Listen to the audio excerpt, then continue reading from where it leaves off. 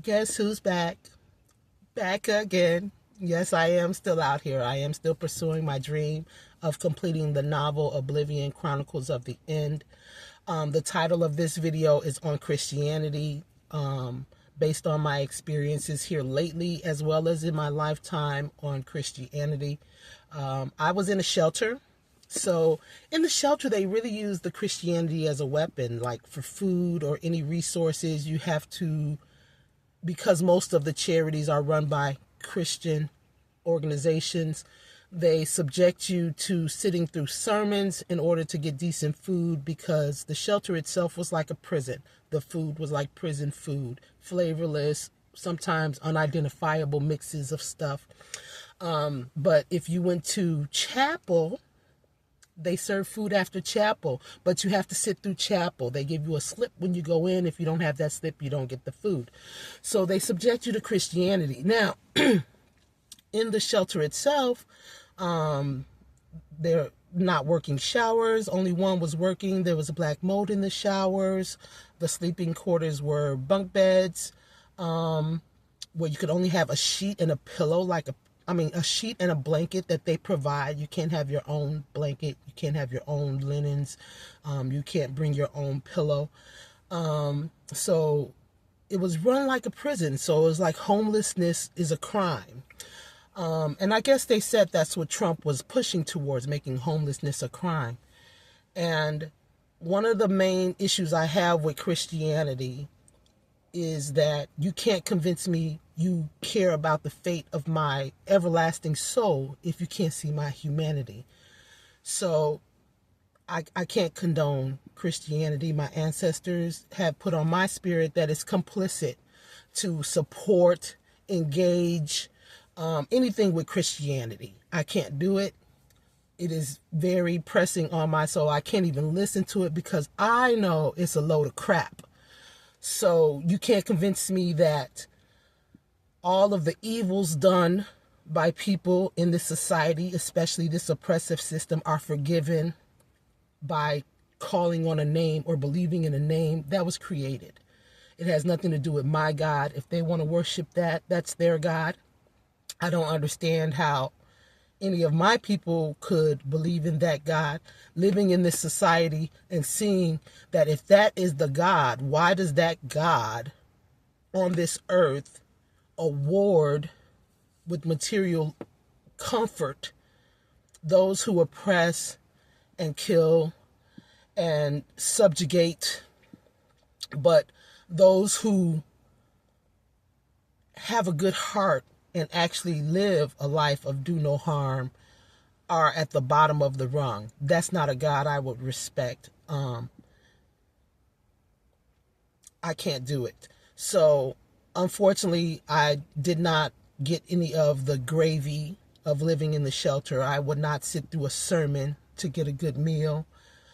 I can't do it. So I ate what I could get with benefits, or if I could afford to get something, I would buy something. But I was not willing to subjugate myself to a Christian sermon in order to eat. I was not willing to subjugate myself to a Christian sermon in order to get resources. So that kind of didn't work for me. So I am back in the truck. If I can afford a room, I'll get a room. If not, I'll sleep in the truck. The other thing that bothers me about Christianity is the forgiveness part of it, because in my physical form, I have to be kind and forgiving to those who are subjugating and oppressing me, and I can't do it. I am not a turn the other cheek type of person. I am still working on the novel, Oblivion Chronicles of the End. This is still a journey to complete that novel, but I have not received any donations, which I can understand. Economy is hard. It did inspire me to create a product line. I will link the store in the description box of the video. And basically, it expresses my views on Christianity. So as I'm inspired in these many different ways by my experiences in life, Not only will I include those experiences in the novel because I feel there are great lessons there, I will also, whatever I'm inspired to create as products, have those. So I do have a product line. There are a few items there. I created the image and I placed them on products. So there are different products, laptop sleeves, water bottles, and I tried to make them funky and smooth and urban because that's who I am. I'm a black woman, so I got that black woman swag. And the thing that really boggled my mind, like really boggled my mind, I was totally flabbergasted, is that in the shelter, even though it was like a prison-like environment, there was still like a hierarchy. Like encountering YT people in the shelter, they felt that if you were a black woman, because of course there were only women in the shelter area that I was in, that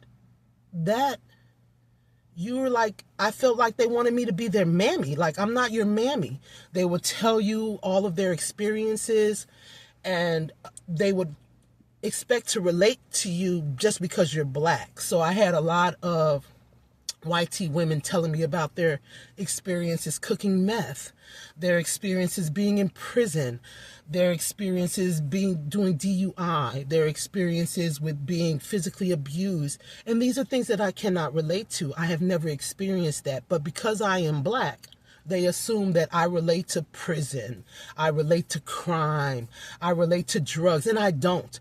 And when you express that to them, it's like they brush it off and they keep talking like you have no choice but to listen. They still feel as if they own you, even in a shelter. Can you imagine being in a shelter with homeless people and the YT people feel like they're better than you because they're YT? It was ridiculous. I couldn't take it. So I'm back in my truck.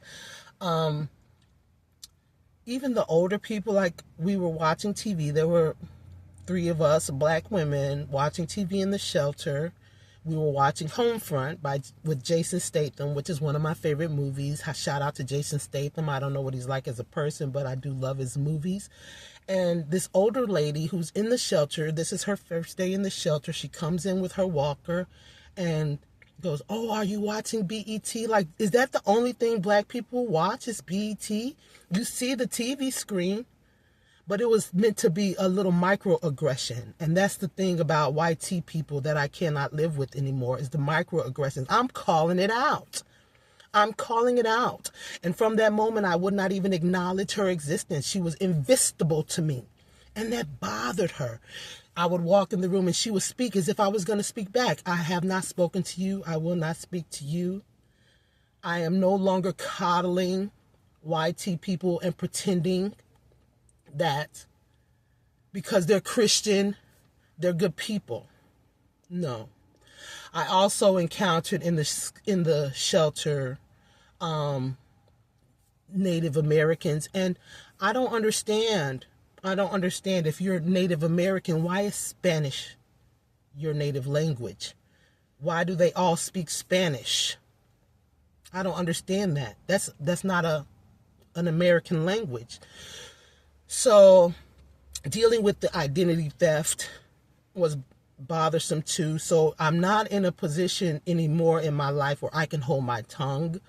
So there was no way I was going to prosper or get my needs met in that environment. So I had to leave it. But it did inspire me to create a product, and I'm hoping that those products will sell. And through the selling of those products, I'm hoping to sustain myself, get myself off the streets so that I can finish the novel Oblivion, Chronicles of the End. It is definitely going to be epic.